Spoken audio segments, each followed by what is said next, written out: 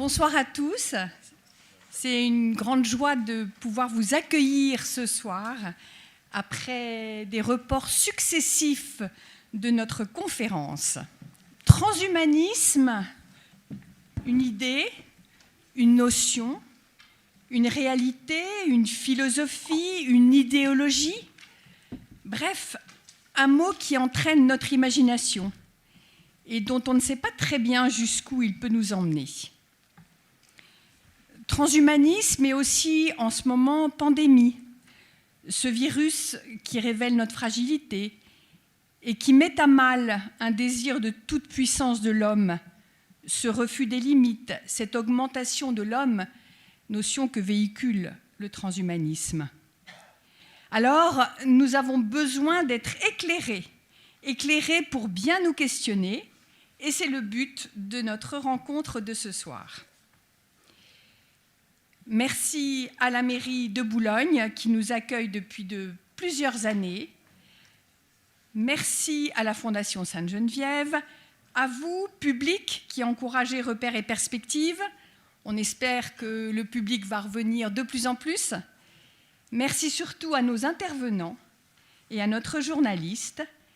Voilà, bonne soirée à tous. Bonsoir, je suis Théo Moy, journaliste à La Croix, où je suis chargé des débats et des idées depuis septembre. Avant de vous présenter nos intervenants, je vais vous dire un peu ce qu'on va essayer de faire ce soir. On va essayer de comprendre une notion qui est le transhumanisme, qui est donc une notion qui mérite une définition, mais aussi et surtout un mouvement. Et on va essayer de soumettre cette notion de transhumanisme à une forme de double examen critique, avec un regard à la fois philosophique sur ce mouvement, ce qu'il porte, ce que veut profondément, ce que porte le transhumanisme, et aussi ce que notre intérêt pour cette notion peut dire de nous en société, et en même temps un examen critique d'un point de vue scientifique pour comprendre si le discours que le transhumanisme porte sur les sciences est juste, correct et conforme à une forme de réalité des connaissances et des compétences scientifiques actuelles. Donc pour ce double examen critique, nous allons nous appuyer sur Nathanaël Jarassé, qui est chercheur à l'Institut des systèmes intelligents et de robotique à Sorbonne Université. Et son métier consiste, pour essayer d'être bref, à concevoir des prothèses et des robots d'assistance pour des personnes qui ont perdu des membres ou des facultés, et en concevant en particulier ces prothèses, essayer de rapprocher l'expérience qu'ils auront de cette prothèse de l'expérience que nous pouvons avoir en ayant conservé, nous, un membre. Et par ailleurs, il faut souligner que c'est aussi un chercheur, un ingénieur qui s'intéresse aux questions éthiques qui entourent son métier, et c'est aussi à ce titre qu'il est parmi nous ce soir, c'est parce que, et c'est pas, on se le disait juste avant, pas si fréquent parmi les scientifiques en sciences dures, de s'intéresser aux conséquences sociétales, sociales, de ce à quoi ils participent ou de ce qu'ils voient émerger dans leur domaine. Donc merci. Notre second invité, Jean-Michel Beignet. Vous êtes philosophe, professeur émérite à la Sorbonne. Vous avez travaillé sur l'histoire de la philosophie contemporaine et depuis maintenant de longues années, vous vous intéressez à notre rapport comme humain à la technique. Et en particulier, vous êtes sur la question du transhumanisme un vrai précurseur. Vous avez largement parcouru cette notion. Vous avez écrit plusieurs livres sur le sujet, notamment un débat assez intéressant avec Laurent Alexandre, qui est peut-être le porte-parole le plus connu du transhumanisme en France aujourd'hui. Les robots font-ils l'amour ? Donc, votre parole nous sera précieuse sur cette question du mouvement transhumaniste et de ce qu'il dit de nous, etc. Et j'aimerais bien commencer avec vous, justement, que vous nous racontiez comment est né, où est né le transhumanisme, et qui l'a inventé, qui l'a porté, et peut-être à quoi correspond-il aujourd'hui ?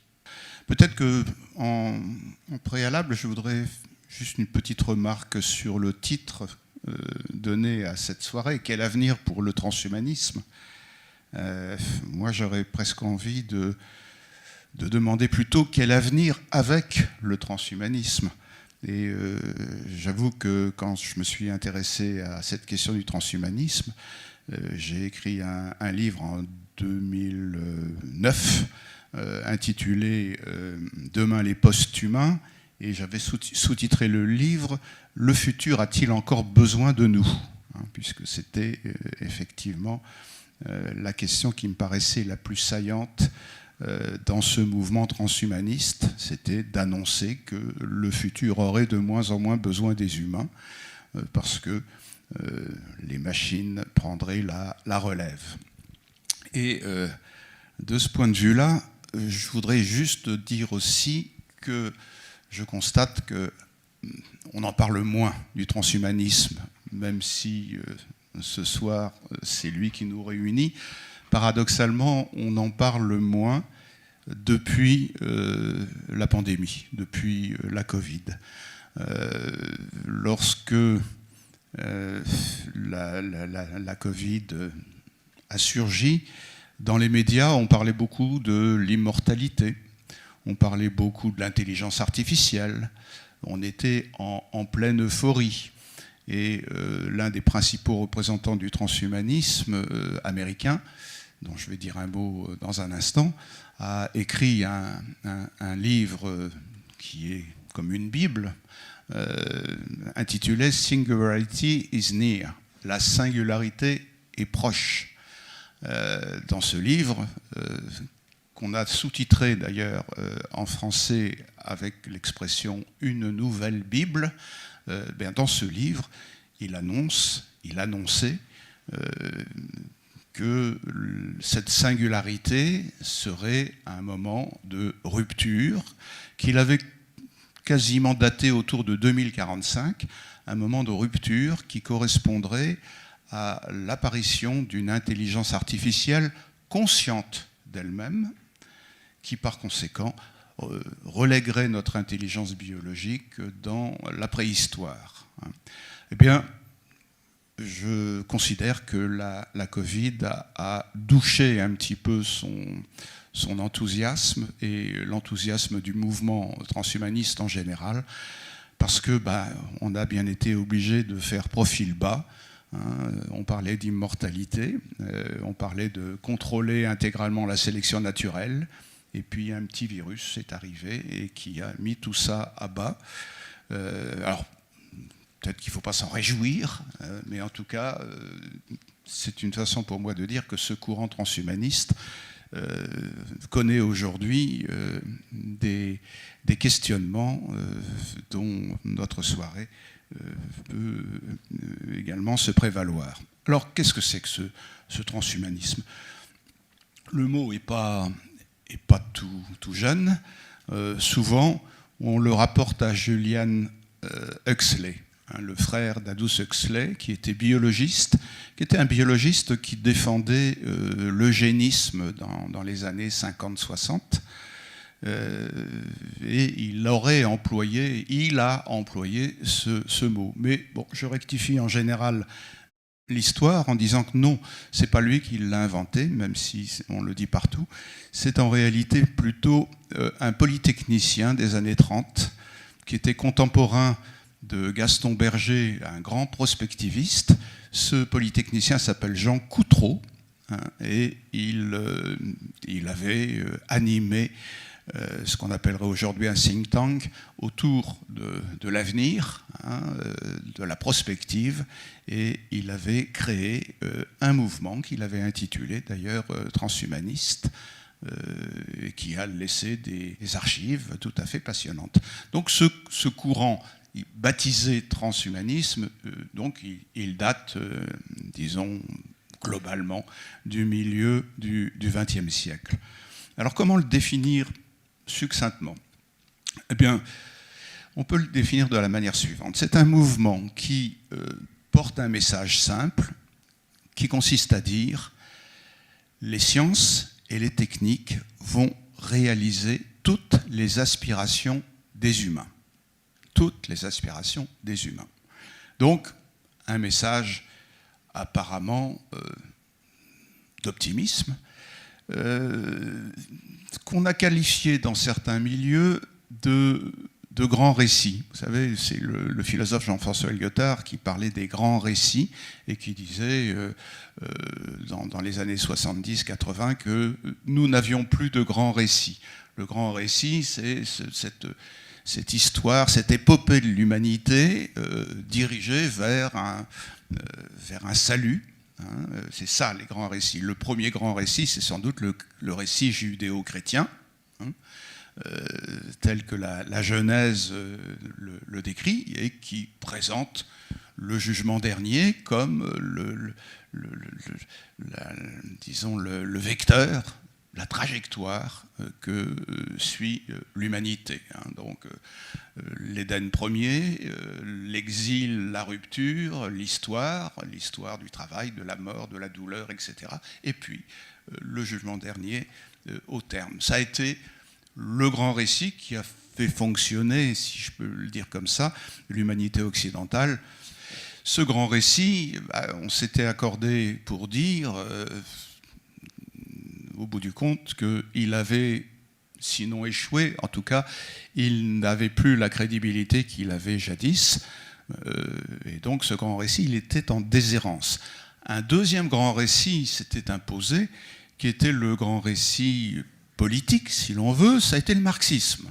Le marxisme a joué aussi le rôle d'un grand récit. Le compagnon de Marx, Engels, avait écrit d'ailleurs toute une épopée de l'humanité en parlant du communisme primitif, en montrant comment il y avait eu là aussi une espèce d'exil avec la lutte des classes, le capitalisme, etc. Mais au bout du compte, on atteindrait le communisme terminal. C'était là aussi un grand récit. Bon, mais ni Dieu ni le communisme ne marchent plus, et les transhumanistes arrivent sur la scène en disant non, ce sont les sciences et les techniques qui vont réaliser ce grand récit. Concrètement, le transhumanisme, c'est une nébuleuse de positions, adoptée souvent par des gens qui gravitent autour des technopoles, c'est pour ça que c'est né plutôt en Californie. Mais le transhumanisme, il est représenté par des mouvements qui sont relativement hétérogènes. On va du plus hard au plus soft, si vous voulez. Le transhumanisme américain, qui est souvent référé à un personnage haut en couleur qui s'appelle Ray Kurzweil. Ce Ray Kurzweil, c'est le fils du grand chef d'orchestre mozartien, Kurzweil. Quand il se présente devant les médias, il dit bah oui, voilà, mon père est mort et je me suis mis dans l'idée de pouvoir le ressusciter. Et il a mis beaucoup de choses en œuvre sur le terrain technologique pour ressusciter son père. Donc s'il y a un mobile, disons un pathos derrière le personnage, il est là. Et ce Ray Kurzweil, qui est un ingénieur de très très grande envergure, il a contribué à développer l'informatique dans des grandes dimensions. Il est actuellement encore, je pense, l'ingénieur en chef de Google, donc c'est quand même pas rien. Donc il a une grande crédibilité dans les milieux technologiques. C'est sans doute le porte-parole le plus flamboyant du transhumanisme hard, dur, qui consiste à dire que voilà, on est en train de développer de l'intelligence artificielle et on est en train de perdre les commandes et il ne faut pas s'en désoler. Il appartient à cette catégorie de gens qui considèrent que l'humanité a fait son temps et elle a commis beaucoup plus de dégâts qu'autre chose. Le principal prédateur sur la planète, c'est l'humain. Nous sommes allés droit dans le mur avec ce que l'humain a mis en place. Donc tout ce qui pourrait relayer l'humain sera bon. Et l'intelligence artificielle, c'est le nom de ce tâtonnement qui va faire émerger quelque chose, et quelque chose qui sera de toute façon meilleur que l'humain. Et ce quelque chose, on peut l'appeler aussi le post-humain. Donc, position dure, consistant à dire, on en a bientôt fini avec l'humain, nous aurons le triomphe des machines, qui deviendront autonomes, complètement autonomes, conscientes d'elles-mêmes à propos de l'intelligence artificielle. Donc c'est un courant qui est bien représenté. Quelqu'un comme Elon Musk n'est pas très très loin de ça. Elon Musk, vous le connaissez tous, c'est trois choses, Elon Musk. C'est la conquête de Mars, donc X-Space. La conquête de Mars, pourquoi ? Parce qu'il va falloir songer à quitter cette vieille planète, vous le savez bien. Elle est toute pourrie. Et donc, coloniser l'espace, c'est l'une des obsessions d'Elon Musk. Deuxième chose, Elon Musk, c'est les voitures automatiques, Tesla. Et troisième chose, c'est un peu moins connu, Elon Musk, c'est Neuralink, une société qui travaille à réaliser des interfaces cerveau-machine. Et Elon Musk est assez caractéristique du transhumaniste d'obédience kurzweilienne, si vous voulez. D'autres mouvements sont apparus, et assez tôt d'ailleurs, dans les années 90, un mouvement qui est animé par quelqu'un qui s'appelle Max More, aux États-Unis, donc toujours, un mouvement baptisé les extropiens. Extropiens. Qu'est-ce que c'est que ces extropiens ? Ce sont des gens qui se sont convaincus que les sciences et les techniques allaient nous permettre d'aller à l'encontre du deuxième principe de la thermodynamique, qu'on appelle l'entropie. C'est cette idée générée dans la science du XIXe siècle, selon laquelle notre univers irait dans le sens d'une dégradation croissante et nous conduirait au bout du compte à une espèce d'atonie dernière inscrite dans un principe thermodynamique. Bon, et ces extropiens considèrent que nos sciences et nos technologies devraient nous permettre d'aller à l'encontre de cela, c'est-à-dire non pas vers le désordre, mais vers toujours plus d'ordre. Et les extropiens, ils sont assez connus, notamment de certains écologistes, parce qu'ils inventent des moyens pour nous permettre de lutter contre les désordres que nous connaissons, notamment le désordre climatologique. On imagine, par exemple, de déplacer la Terre de son orbe pour l'éloigner un petit peu du Soleil, pour lutter contre le réchauffement climatique, ou d'envoyer dans l'espace des petits miroirs qui permettraient de dévier la trajectoire des rayons du Soleil. Vous voyez, donc, c'est un ensemble de moyens, comme ça, imaginés pour résoudre les problèmes grâce donc aux grandes infrastructures technologiques que nous sommes en train de développer. Alors il y a un transhumanisme beaucoup plus soft qui est représenté par un philosophe suédois qui s'appelle Nick Bostrom et par un Américain qui s'appelle James Hughes, qui est beaucoup plus soft, qui considère que les sciences et les technologies devraient en un premier temps nous permettre d'améliorer la longévité, et même de ne plus vieillir du tout, puisqu'on devrait pouvoir supprimer le vieillissement. Et ces transhumanistes sont beaucoup plus modérés que Ray Kurzweil, dont je n'ai pas dit qu'il pensait, mais si vous l'avez compris, qu'il pensait pouvoir tuer la mort, selon le titre que le magazine Times avait donné à une de ses livraisons, Tuer la mort, à propos de la société que Google a créée, une société qui s'appelle Calico, et qui travaille à tuer la mort, précisément. Bon, en tout cas, le mouvement plus modéré que j'évoque là s'en tient à l'idée qu'on devrait pouvoir vivre 150 ans sans trop de problèmes. En même temps, ce courant transhumaniste est volontiers social, entre guillemets, puisqu'il imagine que les sciences et les technologies devraient rendre accessibles tous les bienfaits de la technologie à l'ensemble de l'humanité.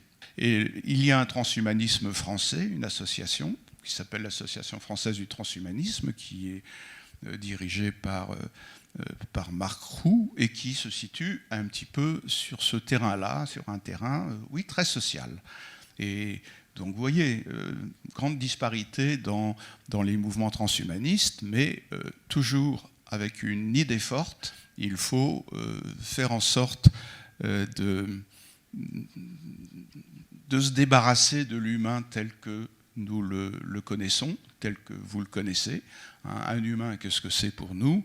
C'est un être qui naît, c'est un être qui grandit, qui croît, c'est un être qui souffre, c'est un être qui vieillit et c'est un être qui meurt. Eh bien, pratiquement tous les transhumanistes disent qu'il faut en finir avec cette idée-là. Donc il ne faut pas naître, il faut être fabriqué. Donc on va substituer à la reproduction sexuée des technologies de clonage qui permettront de fabriquer l'humain. Il faut utiliser les neurosciences pour supprimer la douleur, la souffrance.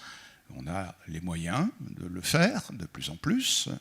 Il faut travailler sur les mécanismes de duplication cellulaire de façon à permettre d'éviter le vieillissement.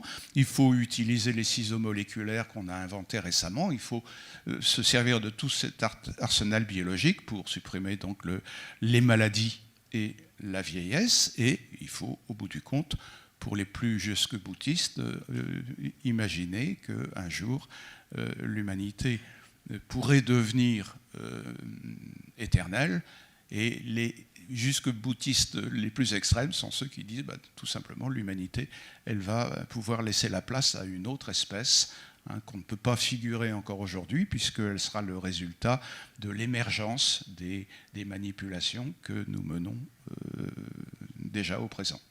Vous avez écrit votre premier essai sur le sujet en 2009. C'est à peu près dans ces années 2000 que le thème du transhumanisme est apparu, on va dire, dans le contexte français, qu'il est devenu un sujet débattu.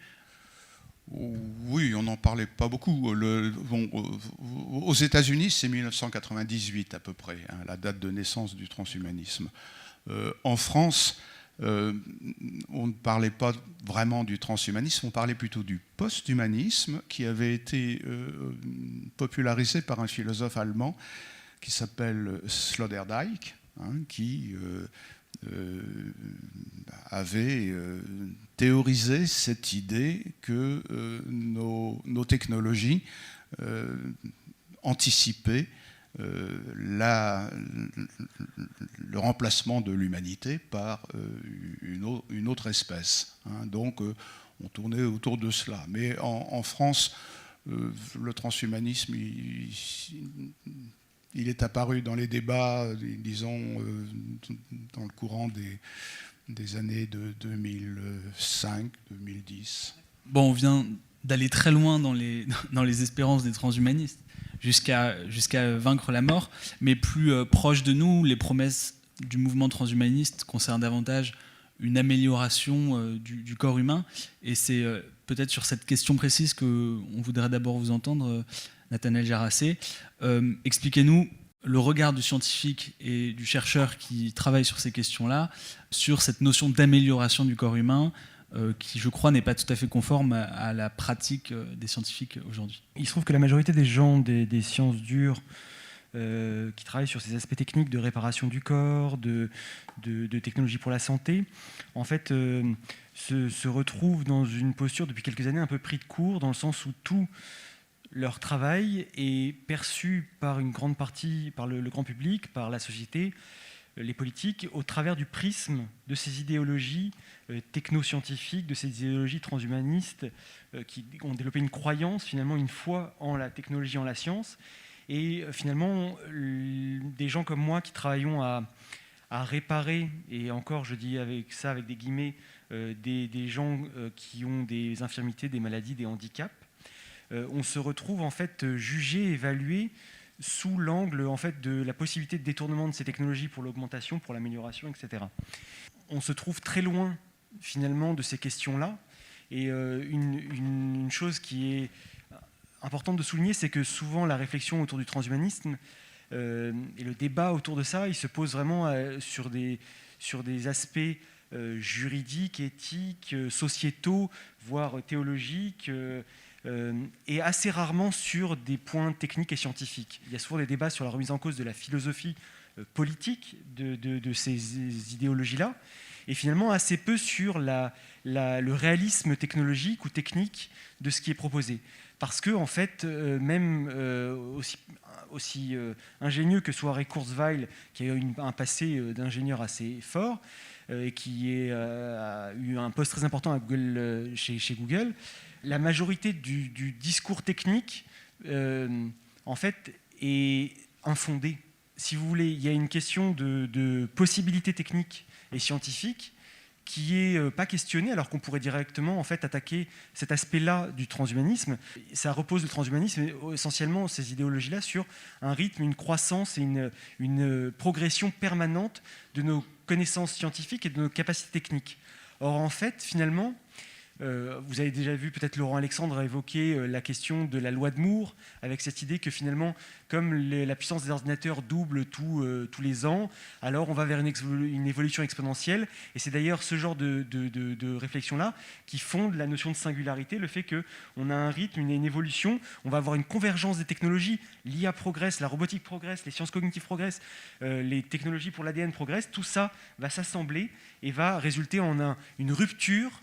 Parce qu'une singularité, mathématiquement, c'est une rupture d'une continuité, une rupture de notre capacité à innover technologiquement. Or, en fait, il n'y a rien qui prouve ça, notamment parce qu'en dehors de la loi de Moore, qui est d'ailleurs une conjecture, une observation, et pas forcément un modèle qui se valide encore de nos jours, en fait, la progression scientifique, le temps est long. Il n'y a aucune certitude de la continuité de la progression. Autant la technologie progresse, autant on bute sur des questions scientifiques fondamentales qui sont en général mises de côté par certains de ces idéologues. Des gens comme Elon Musk qui clament révolutionner les interfaces aux machines, ils sont en train de le faire, ils sont en train de révolutionner la pose des électrodes, ils ont une superbe technologie de pose avec un robot de pose, des nouvelles électrodes souples, etc. Donc ça, c'est vraiment révolutionnaire, mais ce n'est pas ça qu'ils mettent en avant. Ils ont un discours sur ce qu'ils proposent, c'est de coupler notre cerveau à des IA, de pouvoir avoir des périphériques d'entrée et de sortie avec notre cerveau, etc. Et ça demanderait des capacités de scientifiques que l'on n'a pas, c'est-à-dire une compréhension du fonctionnement du cerveau, un fonctionnement de l'apprentissage sensorimoteur, énormément de concepts scientifiques et pas technologiques. C'est parce qu'on a la technologie que scientifiquement, on est capable en fait, de l'exploiter, de la comprendre, de la maîtriser. Et donc, il y a un grand décalage entre ce que la technologie fait et ce qu'on pense qu'elle va être capable de faire à court terme. Il n'y a pas de progression. Il y a une négation dans ce discours-là de l'impossibilité scientifique ou technique, c'est-à-dire que tout est une question de temps. On va en général vous dire, voilà, avec cette électrode plantée dans le cerveau, ce singe arrive à allumer une lumière. Incroyable. Et à partir de là, on va vous dire, donc dans une dizaine d'années, on devrait être capable de lui permettre de piloter un vaisseau spatial avec le cerveau. Il y a un rétro-planning qui est annoncé, qui n'a aucun fondement parce que, en fait, il y a des verrous scientifiques très forts, et notamment tout ce qui touche au corps, au fonctionnement du cerveau. On a connu des évolutions assez incroyables. On a quasiment doublé l'espérance de vie au XXe siècle grâce à ces progrès-là, de l'hygiène, de la médecine médicamenteuse, de la chirurgie. Donc on a déjà réalisé une grande partie peut-être du rêve transhumaniste.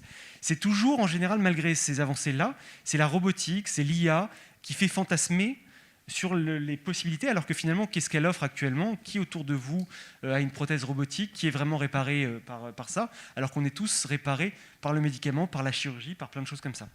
Et donc, si vous voulez, du point de vue de la technologie sur laquelle moi je travaille, des prothèses, des exosquelettes pour assister des handicaps innés ou acquis, en fait, la technologie est assez avancée.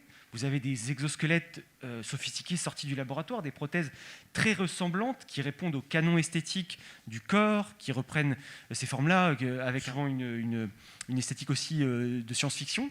Mais au fond, on est incapable d'en donner la jouissance à une personne. Et mon travail consiste pas tant à développer de nouvelles prothèses ou des exosquelettes que d'essayer d'améliorer le contrôle que les gens en ont et le ressenti qu'ils pourraient en avoir, parce qu'à l'heure actuelle, il y a un décalage énorme entre matériel et possibilité d'interagir avec. Et donc, si vous voulez, c'est un peu la même chose. Elon Musk va, avec Neuralink, développer des électrodes assez sophistiquées pour être posées dans plein de zones du cerveau de façon assez peu invasive grâce à son robot de pose. Mais au fond, en fait, on ne sait pas quoi en faire. C'est-à-dire qu'actuellement, une électrode, même la plus petite, va capter des milliers de neurones. C'est une organisation. Le problème qu'on a dans les interfaces aux machines, c'est que notre cerveau a une plasticité, une dynamique énorme. On connaît tous un peu cette répartition du cerveau qu'on a avec, par exemple, le cortex moteur, le cortex visuel, etc.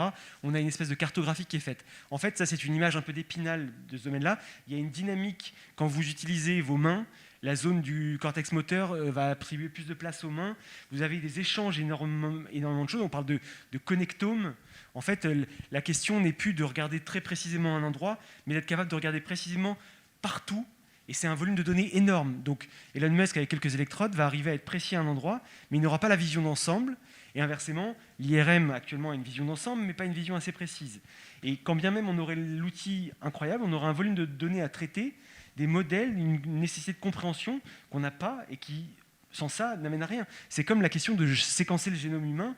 C'est très bien, on a réussi à le faire, mais actuellement, on est loin d'être capable de le comprendre, de le décoder réellement. On l'a séquencé et pas décodé. Et pour les technologies, c'est quand même beaucoup la même chose, c'est-à-dire des technologies progressent, des moyens matériels existent, mais il y a des questions scientifiques en suspens qui sont fondamentalement bloquantes et pas forcément résolvables sur un calendrier qu'on annoncerait comme un bon entrepreneur de nouvelles technologies. Et est-ce que justement ce discours sur l'avènement de membres robotisés ultra performants, etc., a des conséquences peut-être sur votre travail, vous, quand vous rencontrez des patients ?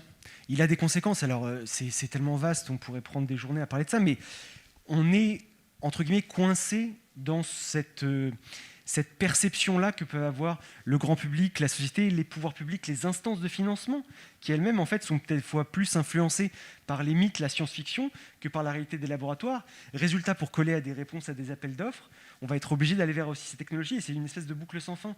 Mais si vous voulez, pour les patients, on peut voir du positif et du négatif. C'est-à-dire que le positif, c'est que l'attrait pour les technologies, et pour la science-fiction, et pour l'hybridation, cette figure du cyborg, de la technologie, etc., est une façon pour certaines personnes handicapées, ou en situation de handicap, équipées de technologies de réparation, de finalement faciliter leur réinsertion sociale en modulant les stigmates de la personne handicapée pour des stigmates du cyborg.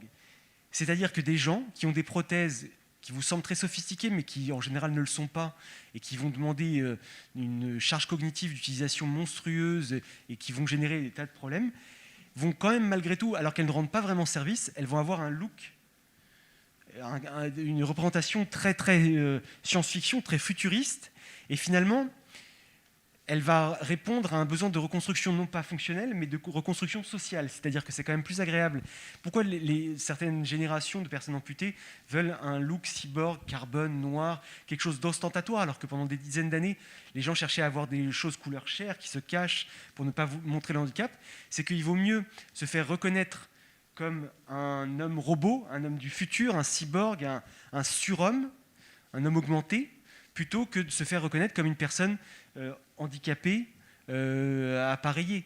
Et donc finalement, des gens jouent de cet imaginaire-là positivement pour faciliter leur réinsertion sociale, leur reconstruction identitaire.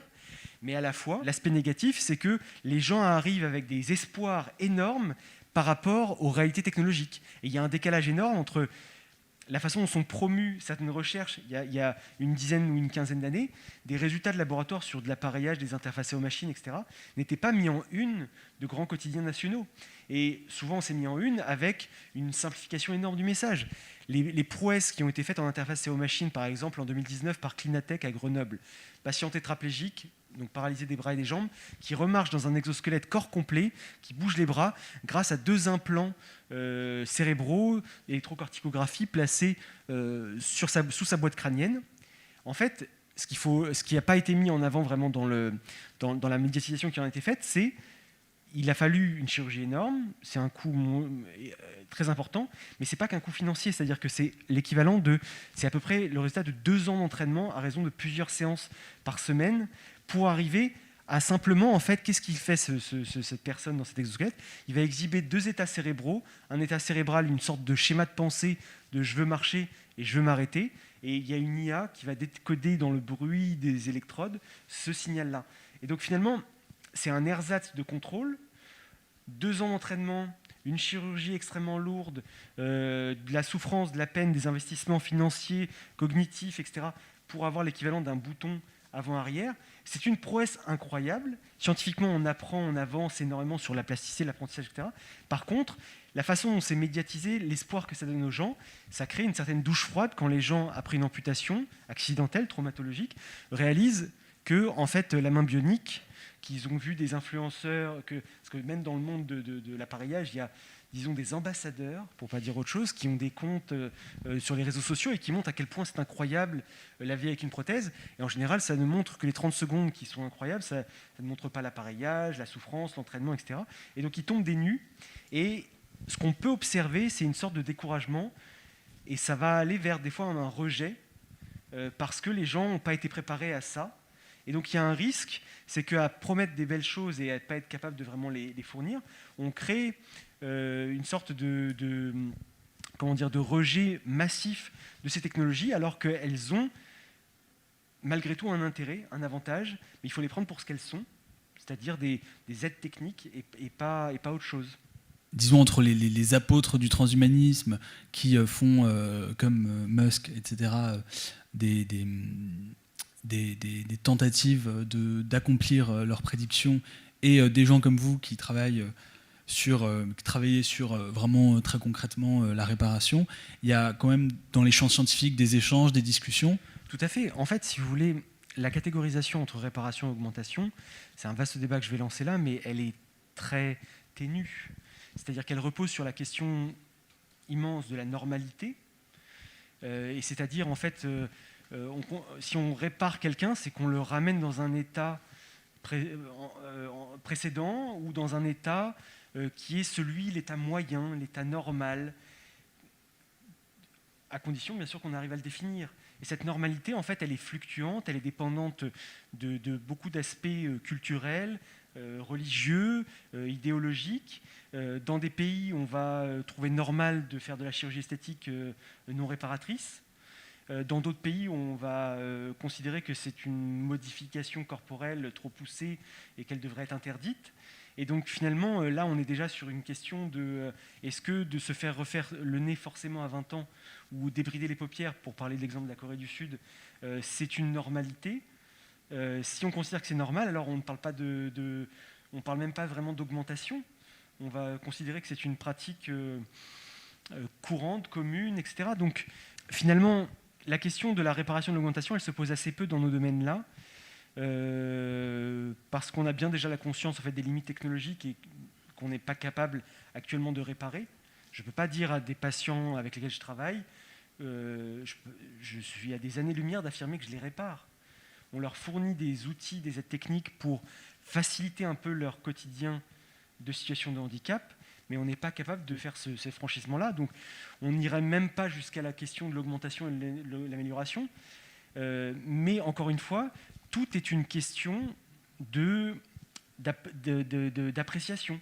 Une interface de contrôle myoélectrique par des contractions musculaires, qui est la base de contrôle des prothèses de membres supérieurs. En fait, ça a été détourné pour faire des sortes de périphériques d'entrée. Au lieu de taper sur un clavier et une souris, on fait des contractions musculaires et ça pilote votre ordinateur. De l'extérieur, on pourrait dire que ça augmente vos capacités d'interaction avec le monde numérique. Donc il y a eu un glissement d'application, mais en soi, encore une fois, ce que ça permet, on peut se poser la question de qu'est-ce qui est une vraie augmentation en termes de gains par rapport à une normalité. Et puis, il y a cette question souvent aussi importante, c'est la question de la vision d'ensemble. C'est que pour beaucoup de gens des technologies pour la santé, on se rend bien compte qu'en fait, l'amélioration technologique qui peut être permise localement, elle se fait en général au détriment d'autres capacités. Et donc, vous êtes amélioré par un outil, un marteau pour enfoncer des clous, mais vous êtes handicapé si vous aviez un marteau à la place de la main pour la majorité des activités. Donc si on se met à regarder la big picture, en fait, on se rend compte que finalement, beaucoup de ces technologies-là sont des outils dans le sens où quand on l'utilise, elles améliorent une capacité, souvent au détriment d'autres, mais qu'on peut s'en séparer, passer à d'autres outils, etc. Donc il y a moins cette réflexion sur l'augmentation. En discutant, c'est qu'il y a quand même une forme de fascination chez beaucoup de nos citoyens, des citoyens, pour cette question du transhumanisme. Qu'est-ce que ça dit de nous finalement, cet intérêt, cette envie de dépasser la mort? Évidemment, on a aussi envie de penser à l'absence d'une référence divine pour expliquer cette volonté de dépasser la mort. Comment vous expliquez justement cet attrait? Je vais vous répondre, mais je voudrais quand même rebondir un petit peu sur le propos tenu par Nathanaël. Il endosse toujours dans ces débats la position du principe de réalité. Hein, et ça, c'est extrêmement utile quand on songe que le transhumanisme, c'est d'abord l'univers des annonces hype, comme on dit, hyperboliques. Mais néanmoins, parfois, je trouve qu'il est trop serein. Hein, parce qu'il y a quand même un fondement à ces fantasmes transhumanistes. Je crois qu'il y a eu un événement important dans l'histoire du transhumanisme, ça a été le décryptage du génome humain par Greg Venter. Ça s'est fait, je ne me souviens plus exactement quand, c'était en 1900... c'est avant l'an 2000, mais à quelques années près. Mais il faut savoir que ce décryptage du génome humain, on s'était dit qu'on mettrait une trentaine d'années pour le faire. Hein, et ça a été fait en 18 mois. Et ça a beaucoup perturbé... C'était un séquençage. Hein. Le séquençage, ouais. Séquençage, oui, pas le décryptage, le séquençage. Et ça a beaucoup perturbé les milieux scientifiques et techniques, hein, parce qu'on s'est dit que voilà, les avancées seraient importantes. Et puis il y a eu un autre événement qui date de 5-6 ans, qui a aussi accéléré la fantasmagorie transhumaniste. C'est le travail réalisé par une Française et une Californienne. La Française, c'est Emmanuelle Charpentier. La Californienne, elle s'appelle Gladys, et j'ai oublié son nom de famille, qui ont inventé ce ciseau moléculaire qu'on appelle CRISPR-Cas9 et qui permet d'éditer le génome, qui permet concrètement d'identifier sur la base du séquençage des gènes qui peuvent être responsables de tel ou tel comportement, de tel ou tel phénotype, etc. Et l'idée de cet instrument extraordinaire, ce serait de pouvoir extraire éventuellement le gène d'un génome, le remplacer par un autre gène, enfin faire un travail de Lego, hein, quasiment, avec le génome. Ça a une portée considérable pour les transhumanistes, puisqu'ils se disent que désormais, on a les moyens non seulement de mettre en œuvre de la thérapie génique, qui est la chose primordiale, sans doute, qu'avaient dans l'esprit les deux biologistes qui ont fait ce travail, donc thérapie génique, donc permettre de modifier un génome qui dysfonctionne grâce à une intervention sur le génome. Mais les transhumanistes se sont dit, ça va permettre aussi peut-être de pouvoir augmenter, et pas réparer. Hein, la thérapie génique, elle répare. L'augmentation, c'est autre chose. On peut imaginer, alors ça c'est une vieille idée qui traîne dans les archives des transhumanistes, on pourrait imaginer par exemple d'importer des gènes appartenant à des espèces animales dans le génome humain. Hein, par exemple, ça pourrait permettre, vous prenez des gènes de requins, hein, correspondant à la sensibilité électrique aux ondes électriques du requin, hein, vous faites de l'editing, hein, vous prélevez le gène, vous le mettez dans un fœtus ou dans un embryon et vous aurez un humain qui sera augmenté puisqu'il aura une compétence qui n'est pas celle qualifiant l'espèce humaine.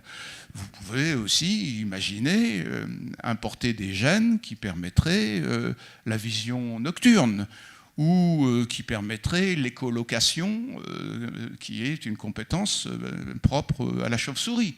Donc là, on est dans une problématique d'augmentation, et donc ces réalisations technoscientifiques, qui existent bel et bien, hein, elles sont évidemment extrapolées, et on se dit toujours, puisqu'on a été très très vite sur un terrain qui nous paraissait devoir prendre beaucoup de temps, pourquoi pas imaginer qu'on puisse aussi parvenir très très vite à augmenter l'humain. Bon.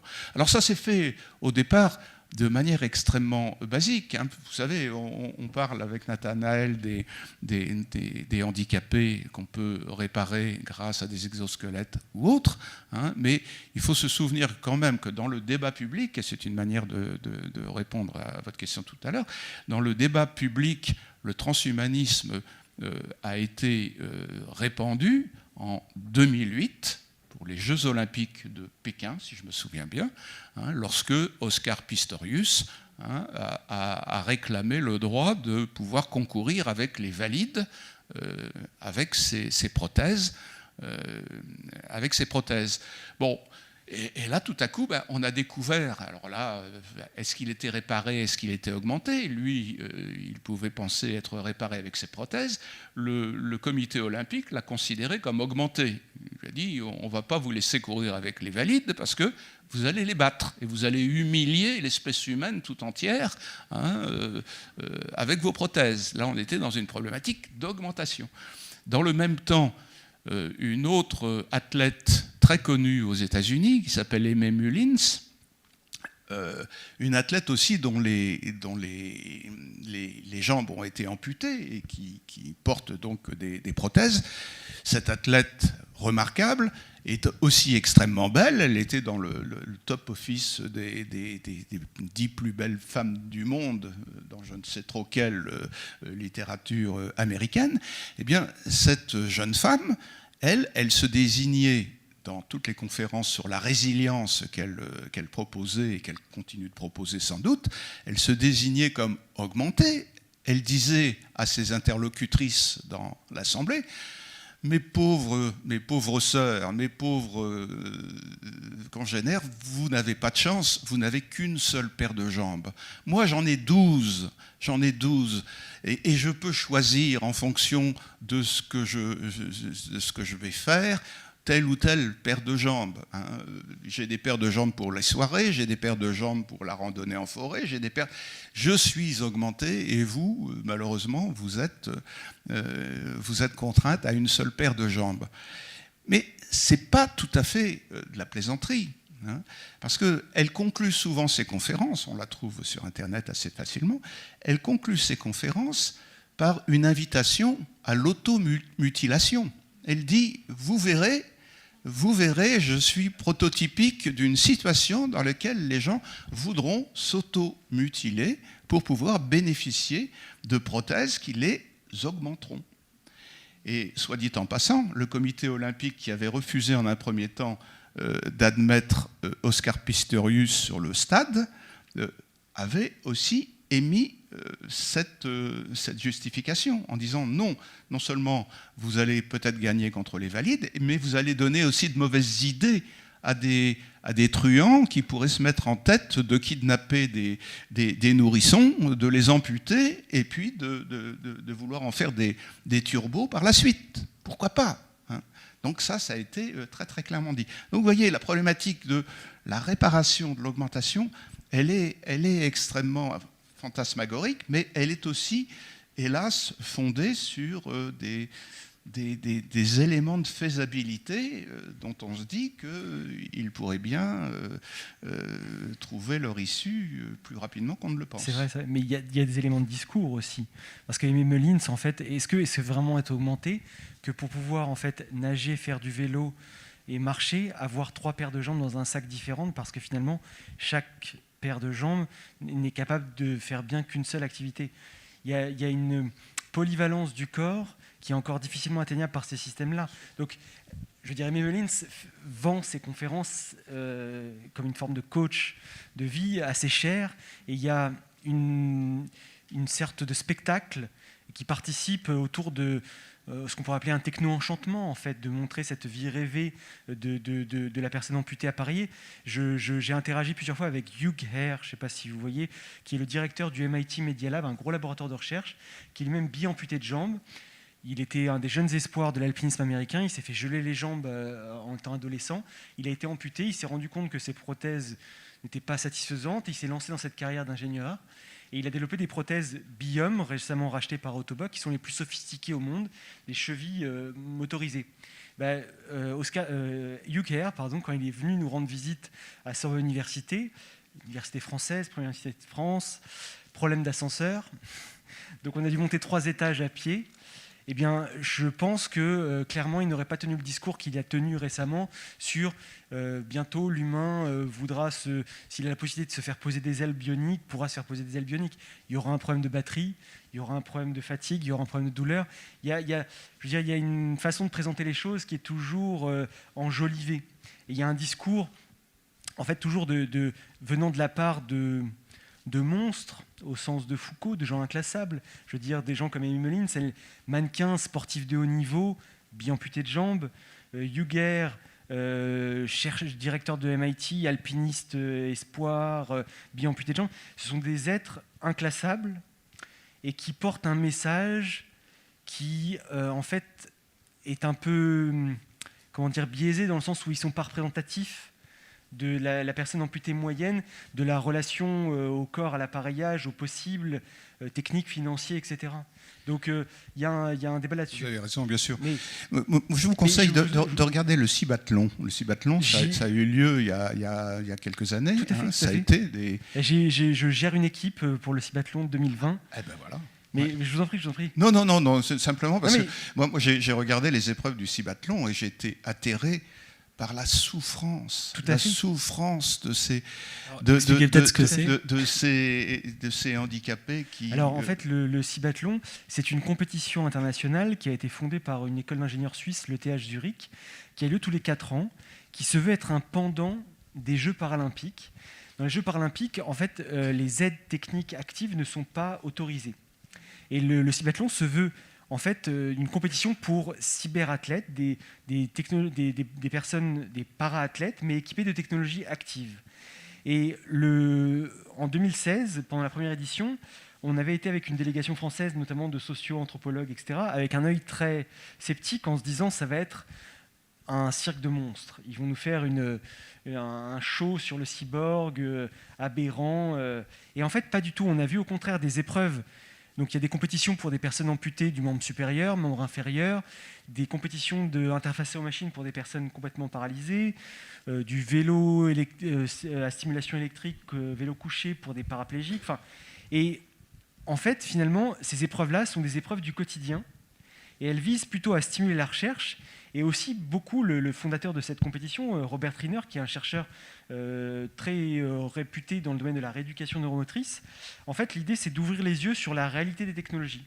Et en fait, on voit effectivement, et j'apprécie beaucoup cette compétition, et on a décidé de se lancer en 2020. On en avait une équipe pour l'amputation membre supérieur, qui s'appelait Smart Arm. En fait, ce que j'ai beaucoup apprécié de voir la souffrance des gens. Ce n'est pas masochisme, mais c'était que pour la première fois, on ne parlait pas de Oscar Pistorius qui courait plus vite que l'humain, on parlait de mon pilote qui n'arrivait pas à déballer un sucre à l'épreuve du petit déjeuner, parce qu'il y a une épreuve du petit déjeuner où il faut couper une tranche de pain, ouvrir un pot de confiture, allumer une bougie, déballer un sucre, une épreuve de la laverie où il faut enfiler une veste, un pull avec une prothèse, c'est extrêmement dur parce que le gant est adhérent. Il faut nouer des chaussures, il faut accrocher du linge, une épreuve de mettre une clé USB dans un port USB, chose que même nous, avec 2 mains, on a souvent du mal à faire, ou une carte bancaire. Donc, il y avait un côté spectacle, mais il y avait un côté de réalité technique. Je vous invite à regarder les interfacés aux machines, vous écoutez un discours d'Elon Musk et vous regardez la compétition de Cibathlon interfacée aux machines, les meilleures équipes mondiales, des gens entraînés pendant des années. Le but est de piloter une voiture par la pensée pour qu'elle avance et qu'elle ne se cogne pas sur les bords du circuit. Je ne pense pas qu'il y ait une personne qui arrive. C'est des gens surentraînés, de la technologie la plus avancée, mais le stress, la complexité des moyens mis en œuvre, et puis ça montre finalement ce qu'est l'état des technologies actuelles, et ça a aussi un intérêt, c'est que ça met l'accent sur l'importance de l'humain. En 2016, et pour moi c'est une leçon de vie incroyable, parmi les meilleures équipes au monde, donc des gens avec des ostéo-intégrations, c'est-à-dire des gens amputés qui ont une broche métallique qui est vissée dans l'os, qui ressort pour fixer la prothèse à leur squelette, avec des électrodes implantées dans les muscles, donc une chirurgie dans laquelle on implante des électrodes dans les fibres musculaires pour avoir une meilleure perception, une meilleure mesure, des technologies de retour sensoriel, donc des stimulations électriques qui sont envoyées dans les nerfs sensitifs pour restaurer la sensation tactile de la main, donc des équipes de ce niveau-là. Eh bien, l'équipe qui a gagné la compétition pour les prothèses, c'est une équipe slovène, équipée d'une prothèse mécanique à câble, c'est-à-dire la même de ce qu'on utilisait après la Première Guerre mondiale, c'est-à-dire un harnais avec un câble et l'épaule opposée vous permet d'ouvrir et fermer la main. Mais on avait quelqu'un qui avait une superbe maîtrise de son corps et de son outil et qui était bien plus performant et plus rapide que quelqu'un qui avait subi toutes les chirurgies de l'homme qui valait 10 milliards. Et donc, ça a été ça a poussé une certaine humilité. Et en 2020, c'est encore une prothèse mécanique, un peu plus sophistiquée, mais qui a gagné. Et donc, finalement, ça véhicule ce message que la technique est importante, mais que l'athlète, la connaissance de l'outil, la pratique, l'entraînement, etc., elle est presque autant. Donc, il y a du bon et du mauvais, mais disons que des événements comme ça, pour moi, sont des bonnes choses à mettre en face de certains discours un peu fantasmés de gens comme Aimé Mullins ou Hugh Hare. C'est aussi cette souffrance des athlètes qui vous a marqué quand vous avez découvert... Mais oui, parce que bon, ils étaient loin d'être flamboyants, ils étaient loin d'être enviables. Hein. On voyait bien que c'était de pauvres hommes, de pauvres femmes, hein, qu'on avait équipés de choses hyper sophistiquées pour leur faire réaliser des petites choses que... Ridicules, c'est-à-dire que... Souvent ridicules aussi. Une armure robotisée. Bon, cela dit, on pourrait dire pour leur défense que bon, c'est une pierre d'attente, c'est comme ça, mais ça va progresser considérablement et ils vont un jour ou l'autre trouver un stade de développement extraordinaire. Mais bon, en tout cas, pour l'instant, je ne les trouve pas enviables et en même temps, c'est maintenant que je peux en venir à votre question. Au fond, quelle image tout ça donne-t-il ?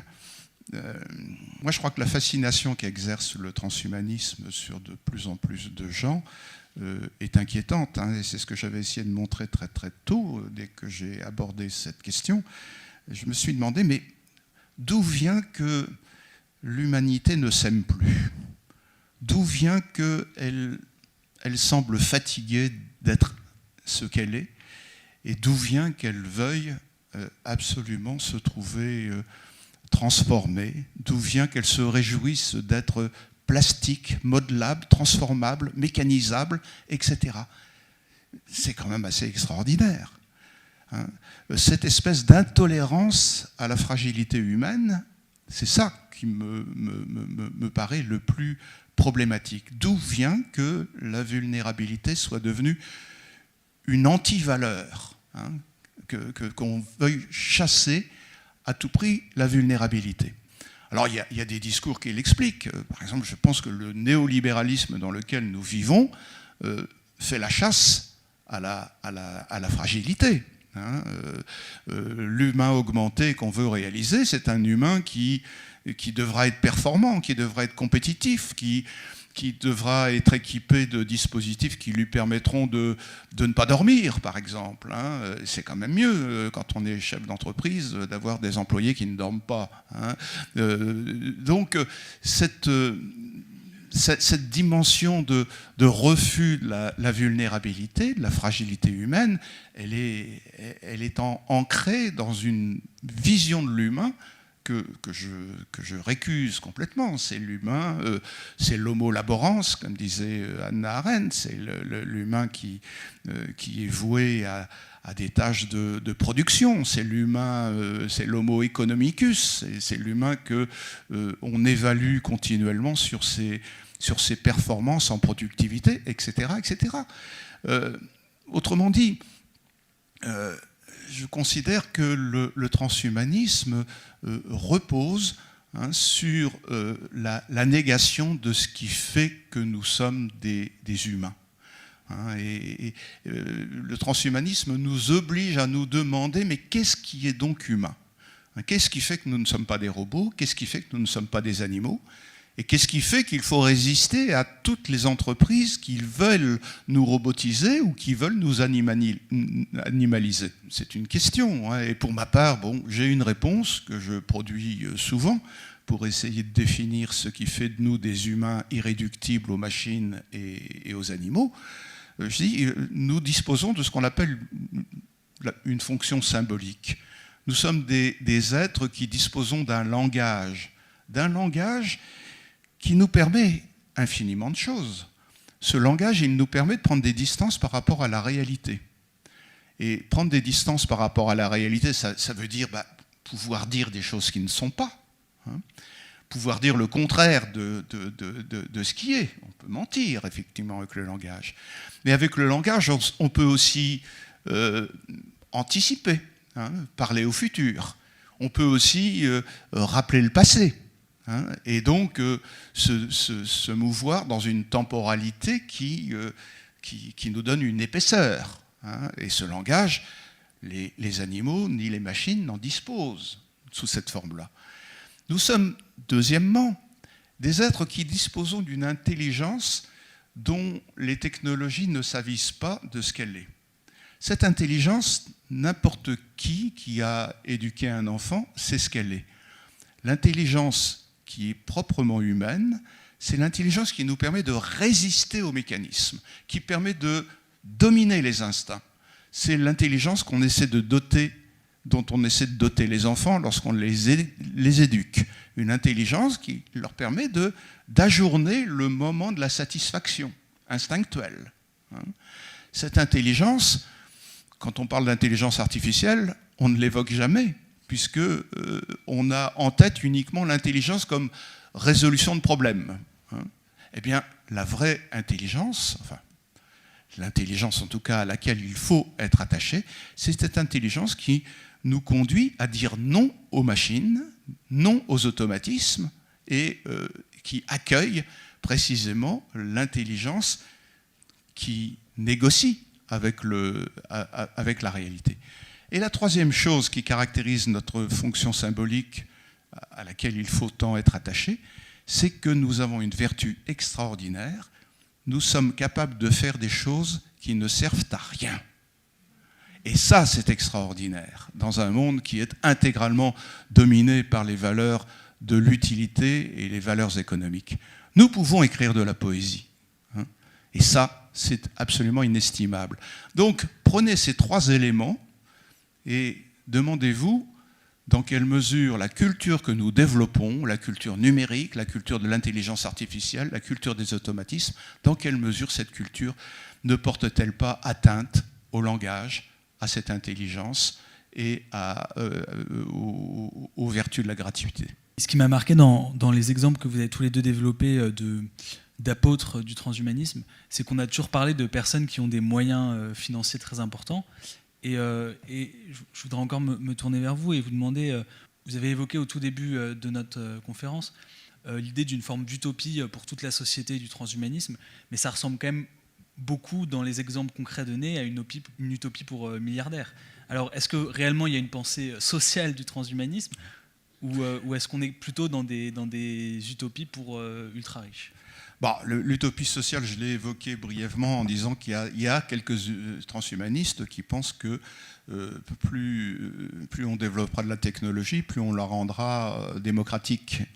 Bon, parce qu'un objet technique qui coûte très très cher aujourd'hui, est destiné à être standardisé, industrialisé, et deviendra, on pourra consommer sans doute dans l'avenir des technologies qui pour l'instant sont inabordables au commun des mortels. Les transhumanistes ne sont pas du tout portés sur la société, ils sont portés sur l'individu. C'est un individualisme qu'on développe chez les transhumanistes.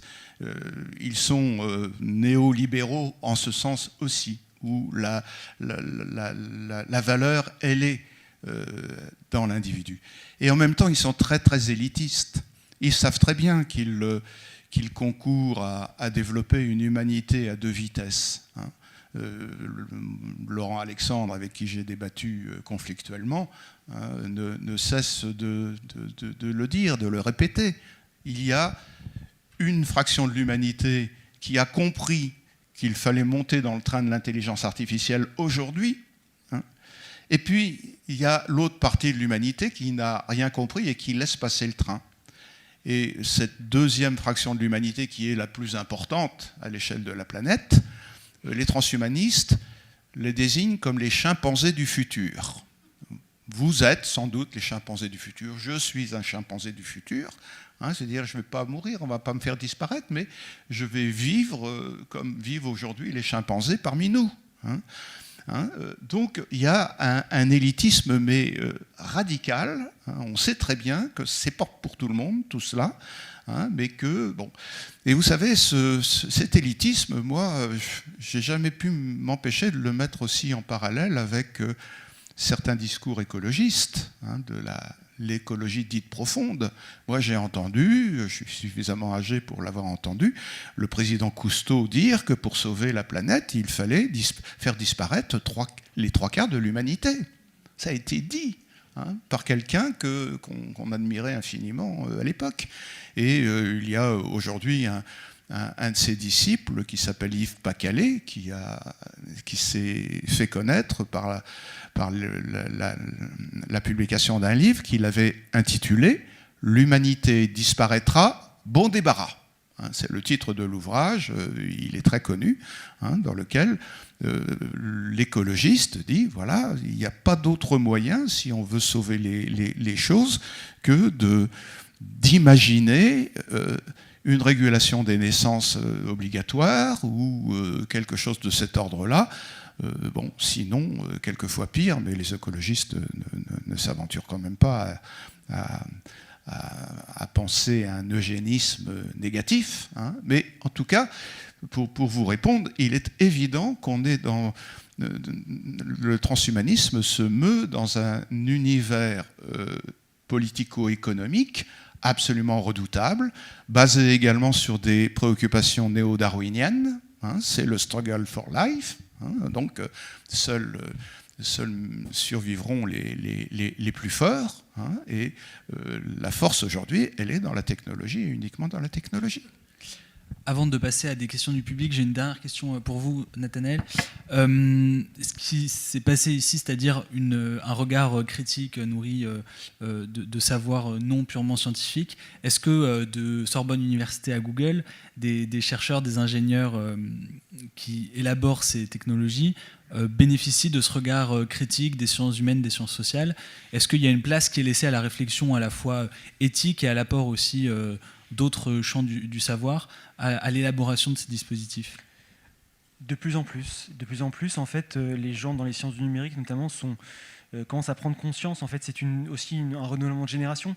La génération qui arrive aux commandes de la recherche est une génération qui est née dans ces technologies-là, qui en a baigné, qui souvent s'est rendu compte de à quel point les générations à venir ou actuelles ne bénéficient peut-être pas d'une capacité d'apprendre librement quelles sont ces technologies, qu'est-ce qu'elles valent, comment les utiliser.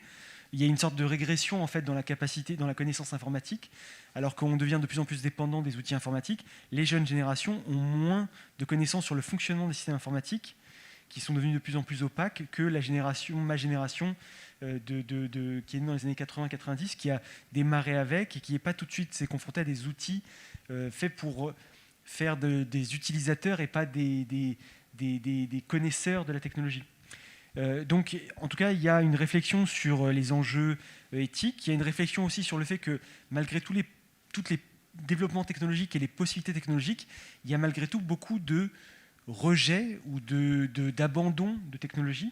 Il y a beaucoup de choses qui ne marchent pas, qui ne prennent pas. Et les gens se rendent bien compte, en fait, doucement mais sûrement, que si on ne cherche à répondre qu'aux problèmes techniques, en fait, on ne va pas être capable de fournir une réponse adaptée. Et donc, beaucoup de technologies échouent. Et donc, les gens se rendent compte, en fait, de plus en plus de ça. Donc, de plus en plus de projets visent à inclure des sociologues, des anthropologues, pour essayer d'avoir un regard externe. Il y a des formations à l'éthique qui sont maintenant obligatoires dans les écoles doctorales. Pas que pour les questions de fraude, mais aussi des questions d'éthique prospective, d'éthique des technologies, du numérique. Donc il y a des comités d'éthique maintenant pour la plupart des recherches qui sont conduites, les RIPH, les recherches impliquant la personne humaine, même des recherches non médicamenteuses. Quelqu'un qui va utiliser un logiciel ou un robot, on va passer devant un comité d'éthique pour définir l'objet, le protocole, analyser tous les aspects. Donc il y a quand même une conscience de ça. L'interdisciplinarité qui est toujours promue a toujours autant de mal à être financée et mise en avant. Donc maintenant, on peut espérer qu'avec ces gros campus comme Sorbonne Université, qui rassemblent des gens de sciences humaines, des gens de la faculté de médecine, des gens de la faculté d'ingénierie, se créent des consortiums qui permettent d'avoir un point de vue total et d'éviter en fait les dangers de ne se focaliser que sur un élément du problème. Donc moi, j'ai plutôt bon espoir.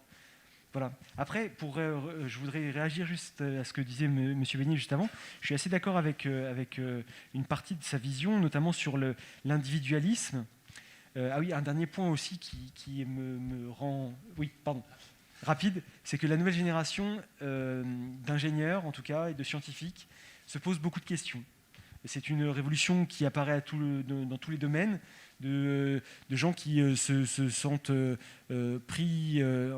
angoissés par des questions idéologiques, écologiques, humaines. Et il y a une certaine évolution des mentalités autour de la technologie, mais pourquoi ?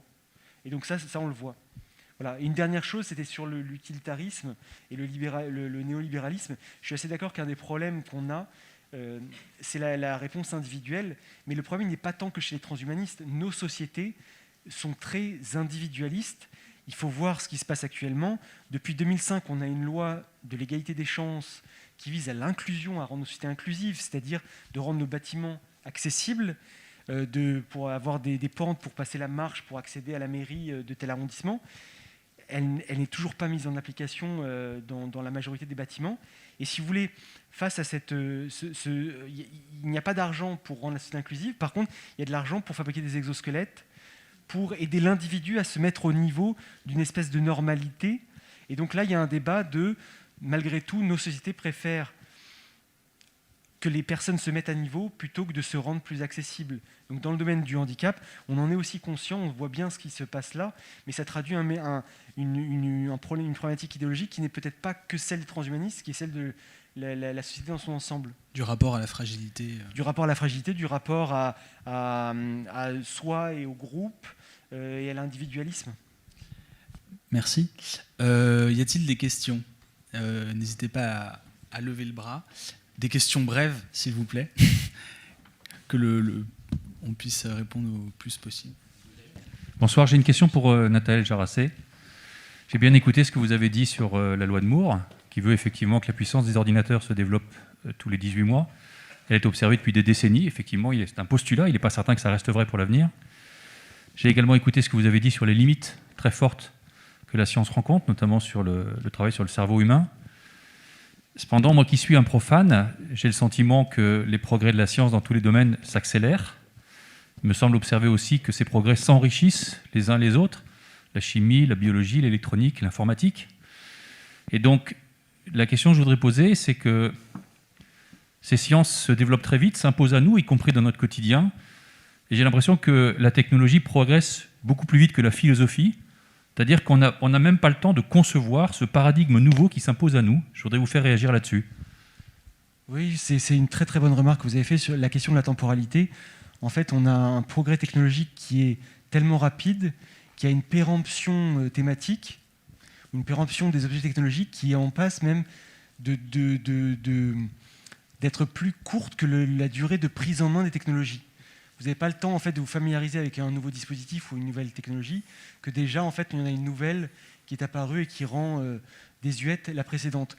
Il y a effectivement une course, on ne peut pas le nier, une convergence de pas mal de domaines.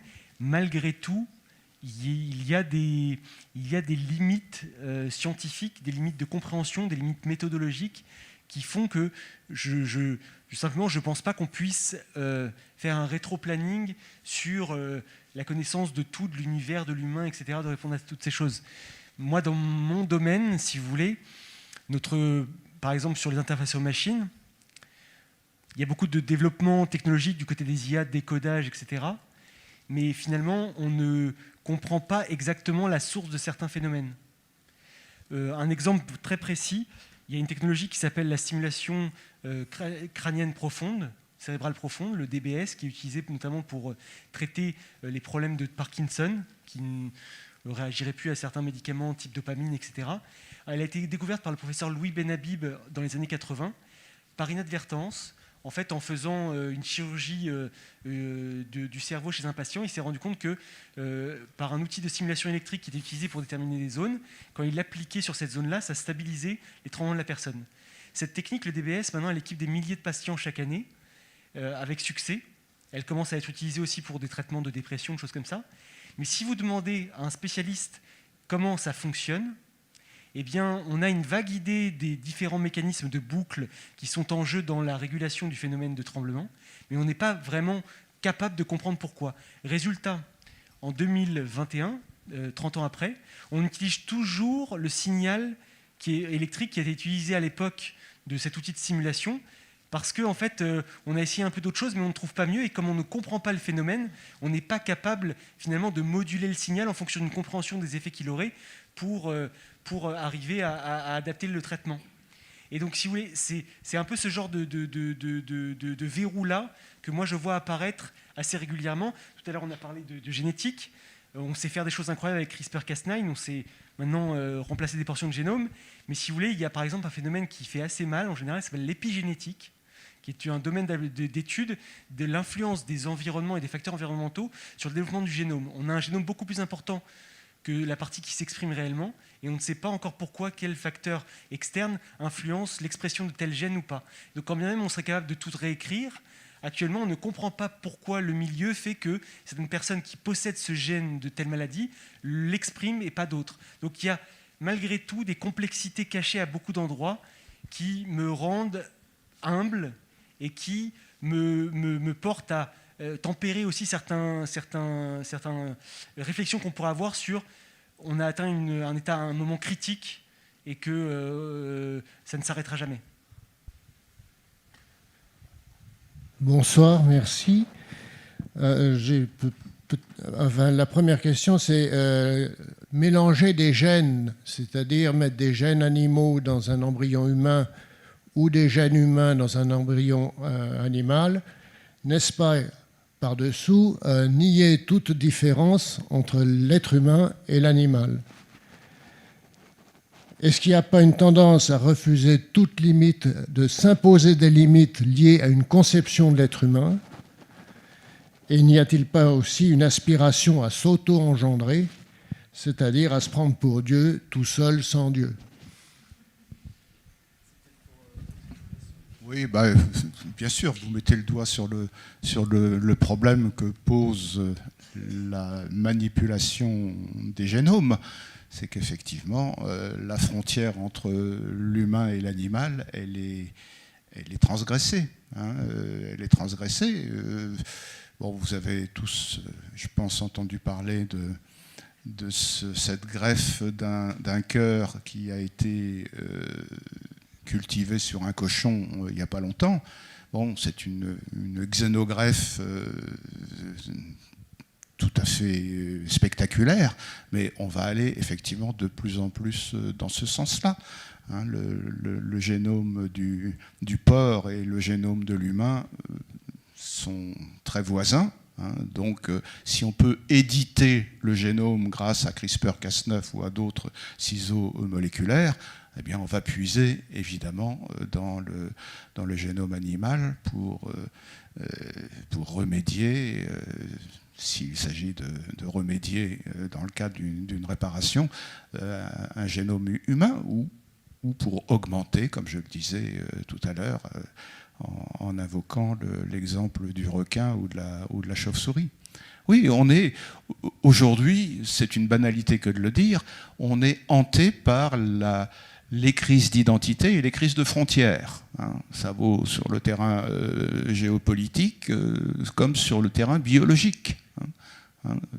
Les catégories qu'on avait élaborées qui permettaient d'identifier ce que les philosophes appellent des ontologies différentes, des êtres différents, eh bien, cela est très largement bousculé aujourd'hui.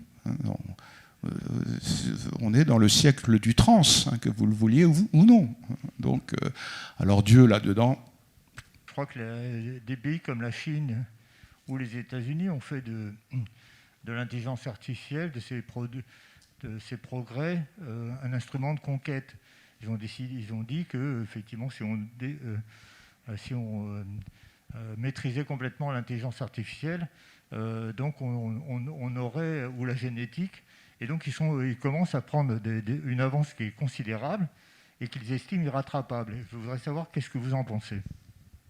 Sachant qu'effectivement, avec toutes les questions d'éthique qui sont effectivement très très bien gérées en Europe ou par exemple en France, on se met effectivement un certain nombre de barrières qui font qu'on va un petit peu moins vite que d'autres pays.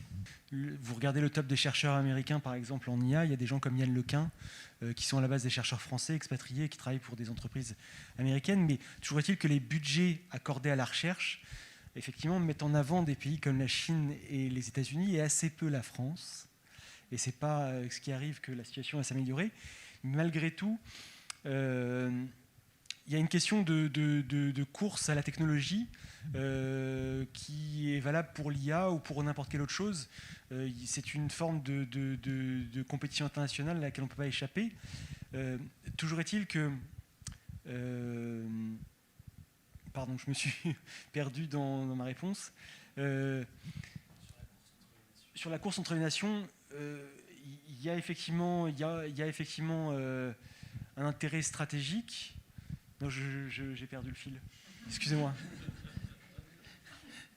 Est-ce que cet intérêt stratégique sur ces domaines-là est lié à des tentatives de conquête et de suprématie sur le monde? Est-ce qu'on c'est imbriqué Actuellement, nos sociétés sont dépendantes en fait, d'outils numériques énormément, et donc quelqu'un qui arriverait à avoir une IA extrêmement puissante ou de la puissance de calcul extrêmement puissante pourrait par exemple casser des codes cryptographiques qu'une autre nation ne pourrait pas et mettre à découvert beaucoup de secrets industriels et technologiques ou d'État ou de défense.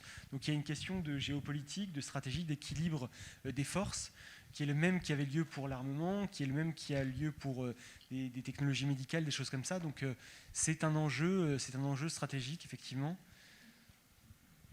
Bah merci. Est-ce que je peux poser une question? Bien sûr. Si je vois qu'il n'y en a plus.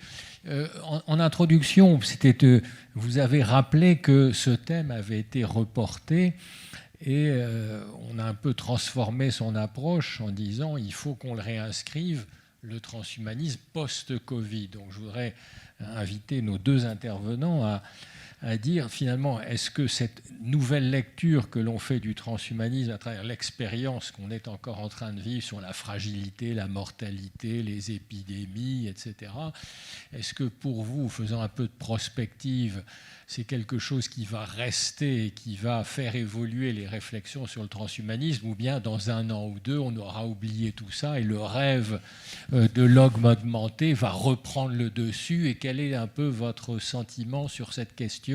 Faisons un instant de prospective et rendez-vous dans quelques années. Je peux répondre? Oui. Je ne vous vois pas. Hein. Oui, mais ça fait rien. Il faut répondre. Dire que c'est pas. Mettez-vous là, je vais vous voir. Bon, non, mais c'est une question. Non, je crois que la question, elle est très ouverte. Mais si je fais un petit peu prospective, je dirais que les prophéties les plus outrancières des transhumanistes sont retombées comme un soufflet avec la période que nous vivons. Bon, comme si nous étions renvoyés aux réalités bien tangibles, qui sont celles des humains. Bon, ça c'est une chose. Cela étant, il me semble que nous avons développé au cours de cette pandémie un réflexe philosophique, c'est pas préoccupant. Le grand débat qu'on a été conduit à poser et qui opposait la liberté et la santé, ce débat-là, il va durer. L'opposition entre la liberté d'aller et venir, la liberté de faire ou de ne pas faire, de vacciner, de ne pas se vacciner, etc. Et de l'autre côté, la santé, qui nous conduit à nous penser comme des organismes fonctionnant de manière métabolique et fonctionnant par conséquent de manière mécanique. Ce débat-là, je pense qu'il n'est pas terminé. Et il me semble que le transhumanisme accrédite l'idée d'un humain mécanisable, indéfiniment mécanisable, et il me semble que la Covid nous a, aux uns et aux autres, convaincus que nous étions des organismes qui pouvaient avoir intérêt à être traités de manière mécanique s'ils voulaient survivre. L'impératif de la vie, l'impératif de la survie, on a découvert à l'occasion de la Covid qu'ils pouvaient ne pas être tout à fait superposables. Et ça, pour moi, c'est une préoccupation. Est-ce qu'on va réclamer que ce que j'ai appelé la fonction symbolique de l'humain soit mise en avant, mieux respectée? Est-ce qu'on va pouvoir mettre sous le boisseau à un moment donné les impératifs de santé pour revendiquer les impératifs de spiritualité, par exemple? Pour moi, c'est une vraie question, hein, et j'avoue que je suis préoccupé de voir qu'on s'accommode de plus en plus à se percevoir soi-même comme des métabolismes. Alors les transhumanistes le font presque par métier, hein, ils veulent réaliser la longévité sans se préoccuper de savoir si la longévité sera contemporaine d'une approche culturelle, spirituelle du monde. Hein, non, la longévité, c'est pérenniser les métabolismes biologiques, hein, c'est tout. Inventer des organes artificiels, c'est des choses comme ça. Bon, si ça constituait l'essentiel des valeurs de l'humain, je dirais qu'on a perdu sans doute quelque chose.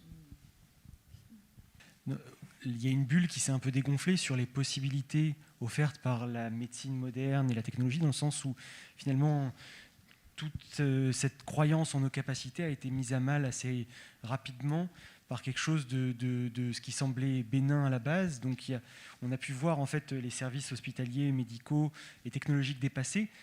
La robotique malgré tous les espoirs qu'on a, n'a servi strictement à rien dans cette pandémie. On a vu des robots de décontamination.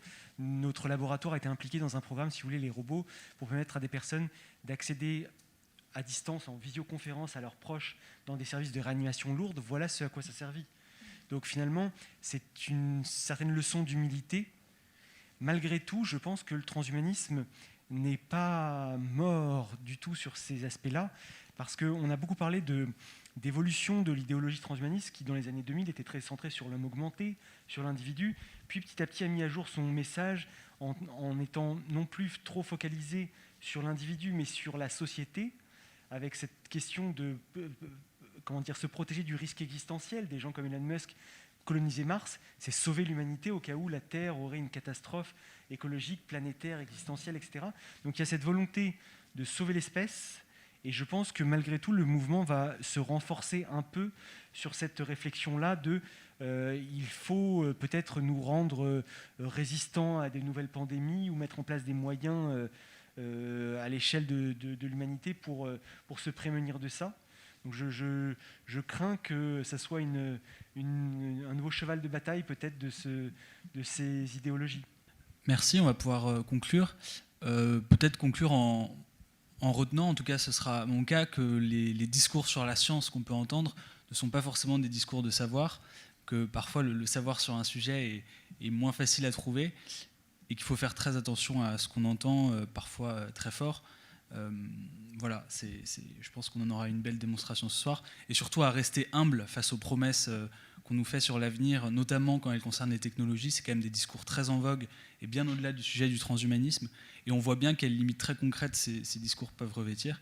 Et aussi, quand on se rend compte de ça, on se rend compte aussi de la centralité de l'humain, non seulement pour aujourd'hui, mais aussi pour demain, et c'est quand même c'est important de se le rappeler. Merci beaucoup d'être venu.